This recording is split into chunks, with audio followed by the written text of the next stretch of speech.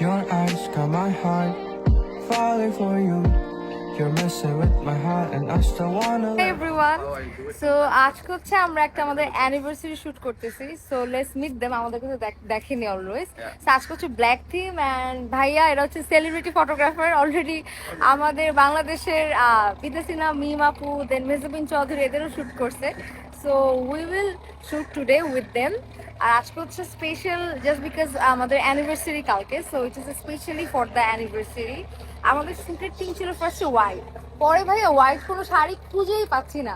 তারপরে দেখলাম কি আপনি আবার বিদেশি না আপু একটু না, আমিও হঠাৎ করে মনে হলো কি ব্ল্যাক করে নাই অনেকে, তাই একটু ব্ল্যাকই করি।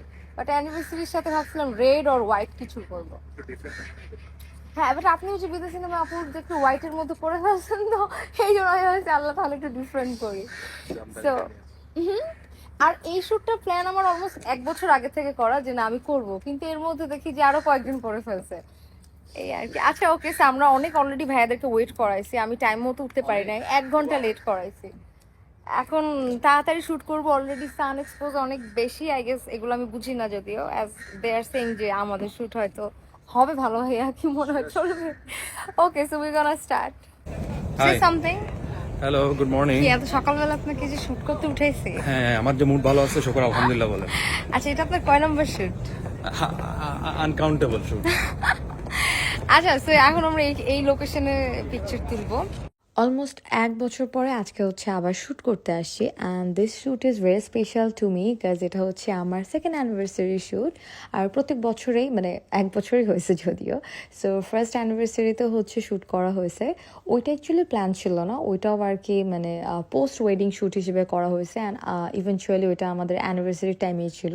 ঠিক 1 বছর পরে সেম দিনে, জাস্ট অ্যানিভার্সারির আগের দিন, মানে আমাদের অ্যানিভার্সারি 8 তারিখ আর আমাদের শ্যুট 7 তারিখ হচ্ছে। আমি যে অ্যানিভার্সারিতে শ্যুট করব এটা আমি আরো 2 মাস আগে ঠিক করে রাখছি, বাট কি পরবো কি করা যায় এটা নিয়ে অনেকদিন চিন্তা করতেছিলাম। সো এবারও হচ্ছে আমি থিম শাড়ি রাখছি, কাজ গতবারও শাড়ি পরছিলাম। দ্য থিং ইজ আমার কিন্তু বিয়ের মধ্যে কোনো একটা প্রোগ্রাম আমার শাড়ি পরা হয় নাই, আগ থেকে শুরু করে ওয়েডিং ডে, রিসেপশন, অন্য প্রোগ্রাম। সো এই জন্য আমি হচ্ছে অ্যানিভার্সারি গুলোতে আর কি শাড়ি পরি। তো রেড যেহেতু গতবার পরেছিলাম, এবার আমার ইচ্ছা ছিল সাদা পরা, যেটা আমি আগেও বলছি, বাট সাদা আসলে ম্যানেজ করতে পারি নাই। সো লাস্ট মোমেন্টে আমি তারপর ব্ল্যাক চুজ করলাম। আর ব্ল্যাক থিমটা দেওয়ার রিজন হচ্ছে ঐশ্বরিয়া রায়কে মোহাব্বতে মুভিতে হামকো হামিসে চুরালে গানের মধ্যে ব্ল্যাক পরতে দেখছি। সো একবার হচ্ছে দুবাই থেকে ঢাকা লাস্ট টাইম ব্যাক করার সময় ওইটা দেখার পরে আমি ইন্সপায়ার্ড হয়ে একদম ফাইনাল হয়ে যাই যে ওকে আমি ব্ল্যাকই পরবো। And this is the behind the scene guys. আসলে এমনি পিকচার ভিডিওতে যেরকম রোমান্টিক দেখা যায়, সত্যি সত্যি কিন্তু আসলে ওরকম রোমান্টিক হয় না, কাজ এরকম রোদের মধ্যে রোমান্টিক পোজ দেওয়া ইজ ভেরি ডিফিকাল্ট। আজকে আমি সবাইকে ওয়েট করাইছি, এতক্ষণ শুট শেষ হওয়ার কথা, আরো আগে শেষ হওয়ার কথা, বাট এখন উই জাস্ট স্টার্টেড অ্যান্ড অনেক সান। আর ভাইয়া খুব সুন্দর সুন্দর বিহাইন্ড দা শুট করে দিছে, যেগুলো আপনারা পরে অ্যাকচুয়ালি এখনই ভিডিওতে দেখতে পাবেন।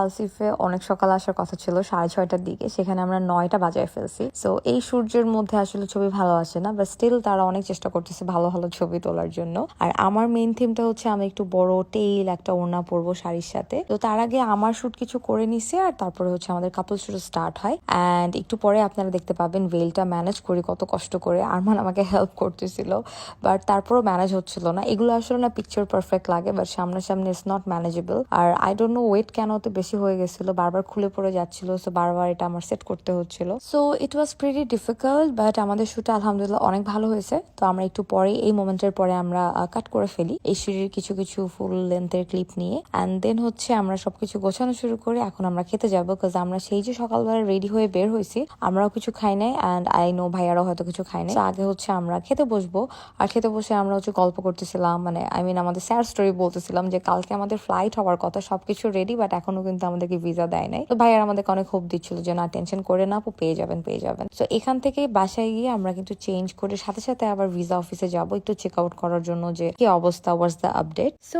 আমাদের সেলিব্রিটি ফটোগ্রাফার রেদন ভাইয়াকে ডেফিনেটলি আপনারা বুক করবেন যখন আপনারা কোনো দুবাই ট্রিপে আসবেন, কাজ he and his team is really really amazing, যেটা আপনারা অলরেডি আমাদের পিকচারও দেখতে পেয়েছেন। So yeah, you can book them for your special photography or cinematography in Dubai. Now এখন হচ্ছে আমরা বাসায় যাচ্ছি, বাসায় গিয়ে জাস্ট ড্রেসটা চেঞ্জ করে আবার বের হবো ভিসা অফিসের জন্য।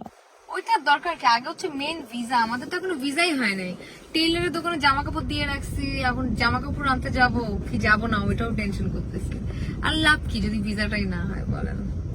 উফ, ঠান্ডা লাগতেছে হাতে হাতে হাটে হাতে হাতে হাটে ঠান্ডা লাগতেছে, একটা পাটা আগে করে দেন। অফকোর্স এরকম করতেছেন কেন? আটকাই গেছে আর কি। I can so.